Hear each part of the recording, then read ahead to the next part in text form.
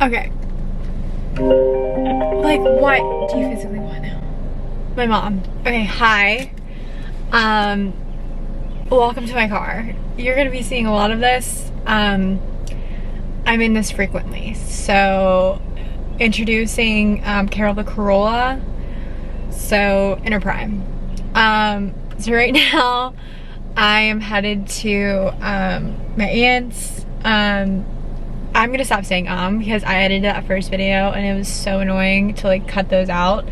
So my speech teacher said if you are about to say hold your tongue to the roof of your mouth. So let's see if that works. So headed to Baltimore basically to stay at my aunt's for tonight. My mom's there right now. She's coming up tonight and we're just gonna hang out for a couple of days. I live kind of far away from the hospital.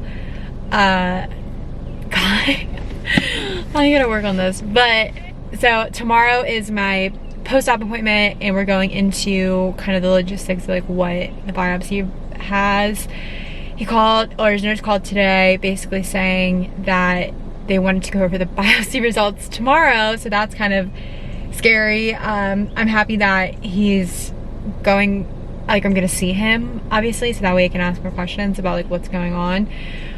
But it's just like, why can't you just tell me over the phone like what I'm expecting? So I asked the nurse when I was talking to her, I'm like, okay, so like how was he acting? Like was he weird, or like was he really down, or like was he kind of normal, and about like the results? And she was just like, yeah, he was the same chipper self. So it's like, what does that mean? So headed to Baltimore right now, stay the night. Tomorrow morning my appointment's not till 2:30, so I have all day to freak out. I do have some work to do. I wanted to see about getting my hair done, like not done obviously, but like blow dried and washed, because like, hello, girl hasn't washed her hair since Saturday. My mom washes my hair over the tub. Insert a picture here of me afterwards. But yeah, it's just been a scene with this thing. I want to be as good as I possibly can with it. It's starting to come off now, so that's a good sign. I think more so what's so scary about it is the dry blood that has on it from like my surgery. It's obviously no longer bleeding, but it's just a really gross situation. So let's drive to my aunt's to stay there for a little bit.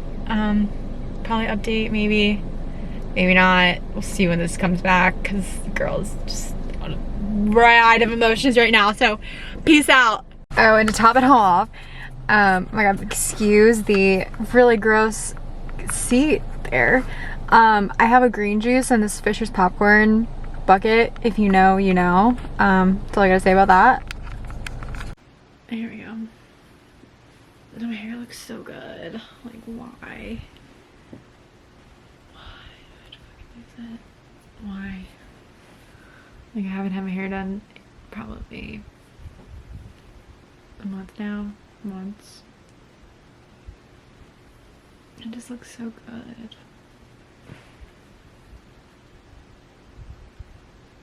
And like, she's just,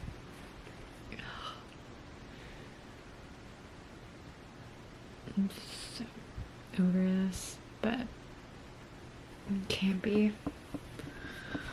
Honestly, at this point, it's all in or nothing, but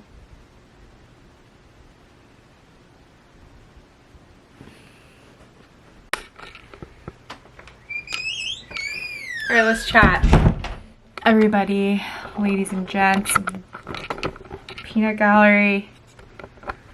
How does one work this thing? Because I don't understand. Wow, my eyes look really blue. She is really just, oh my god, are you kidding me?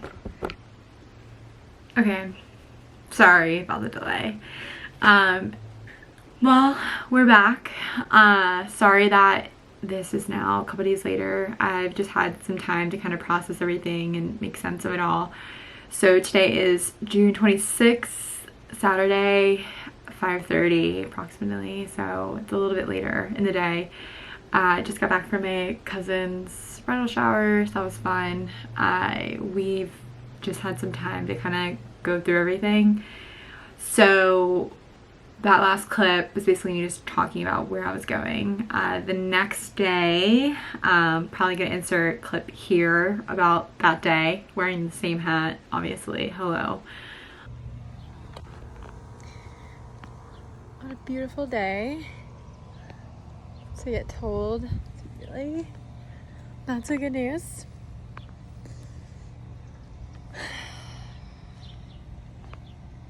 Love this. Actually so nice out. In my fit, some jeans, shorts. Live my best life, you know? So let's see how this goes. Okay, welcome back. So today's present day. After that clip, we went to Johns Hopkins, the Sidney Kendall Cancer Center in Bayview in Baltimore, and we met with our thoracic surgeon, who basically just kind of went over everything, literally out the gate, like was just straight to the point. So Girly Mass's name is, I guess, type. She is large B cell, non-Hodgkin's lymphoma. So everything, I guess, we've been expecting these past couple of weeks while waiting, ever since really the PET scan that I had, we kind of knew, or not really we, meaning like me, my family was kind of, they were obviously more, not like optimistic, but like thinking it could be something else.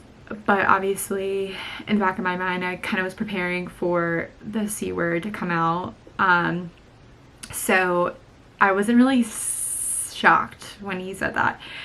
It was a really weird feeling of relief, and like just looking at him, like I didn't black out. Like some people say, like it just kind of hits you and like you don't know how to react. Like I was just like more, like I think I had a smile on my face the whole time. My dad was just like looking at me like, what is wrong with you, like child, like you just got told like you have cancer. It's just like weight has just been like lifted up, and I know that obviously this is for a much bigger reason, and I think the reason why I feel this way is because of that. I am religious, and I do believe in a greater power, and I do believe in our Lord and Savior and stuff like that. And if that's not like your path, like I totally fine. But for me, I definitely feel like it's been answered prayers, and that this is all for a reason. So I think kind of having that guidance of being like, you know, this is good, like this is for a reason, like I'm taking this off of you, and things are starting to work out how they're supposed to. And the bigger plan is always something that we never focus on, I think, especially for me. My path with my faith has definitely been a rocky one, just with everything that I've been through, but I see the light, and I've always kind of known, and so hopefully this is kind of my journey to this, I guess. So we'll see. So off my religion standpoint, but yeah, it's like a really good feeling to know that there's a game plan, that there's a diagnosis, that there's other people, unfortunately, that are my age and that go through this all the time. Obviously I was more hoping for Hodgkin's lymphoma, but I mean that's cool too in terms of like this, because I guess it all just kind of comes down to the treatment plan and the different types of cells, and there's a lot of different characteristics, I guess. But you're kind of given the hand that you're dealt, and that's fine. My mom got obviously super emotional, and that's so understandable, and I get it. But I told her, like, I told both my parents when we got in there, I was like, listen, because we were very fortunate to have in Maryland, Johns Hopkins, I don't know if this is allowed, but they let both my parents go back, and obviously we were wearing masks and stuff like that, and it's very COVID compliant. But they were both back there to kind of hear the news, and told them before, I was like, listen, everybody, we get 5 minutes to be sad, because sad girl hour is not starting. That's kind of something I've had myself since the beginning, that sad girl hour is for 1 hour. So future Lexi, remember this when you're crying. about stupid shit. And the sad girl hour is only 1 hour. I only give myself an hour to be sad and kind of get over it. So that's something I've definitely drilled into my parents. I was like, listen, like, we have no time to be sad, because there's no, like, obviously, like, we can grieve and things like that, and they're allowed to feel those feelings, but I just, it's like, I don't want everybody's lives to stop, and I just want everything to be as normal as it possibly can be. Obviously, my life is going to change very drastically over the next couple of weeks and months and things like that, but I just am hoping for the best. So I hope that I stick on this positive train. I think the fact that I've been handling this so well is a good sign, but I hope to stick this way. So a couple things that I've been looking at is, one, definitely a therapist is going to be in my near future, and then 2, I'm looking into some good acupuncture places, just to try to get my mind right and things like that. So I really wish I could work out.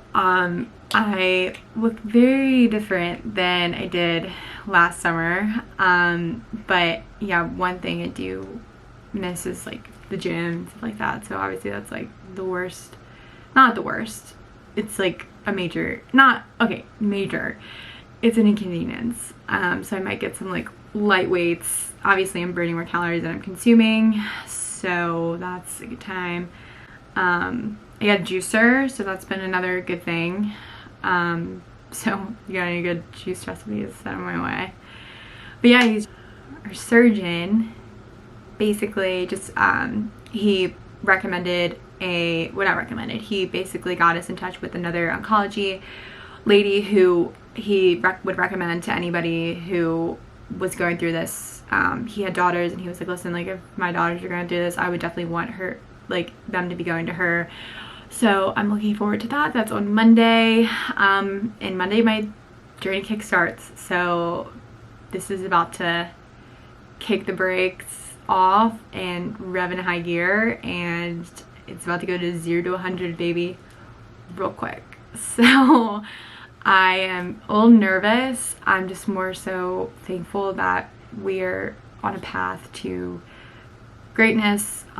This doctor that I'm going to on Monday seems like a real cool lady, and I think that she is really well respected after talking with a couple of people and looking at her bio and stuff like that, because I think that's really important to kind of do your research about your doctors and stuff like that before you go in and kind of get an idea of what they're looking for.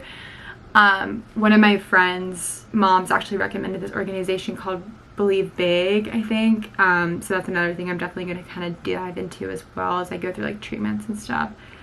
So overall, feeling pretty good. I'm not really sure how I feel about these recordings. I want to be better about them, because I think this is a really good kind of video diary for me to have in my future, to look back. And I think that maybe this is a sign to help other people. If no one watches them, that's fine. If someone watches it, great. If someone watches it and sends it around in my high school group chat, or sends it to all the people I went to high school, I really don't care at this point, because I've just had a lot of crazy things, and I think this is going to be helpful for somebody. I posted a thing on Instagram, never in a million years thought I would have to, so I'll insert the clip here. It was a candle that we found actually in the shop after we left the hospital. My mom and I, of course, the best thing we know how to do is retail therapy. Went there and saw a candle, so that was really funny. I thought that was like a major sign, being like, stick it to it.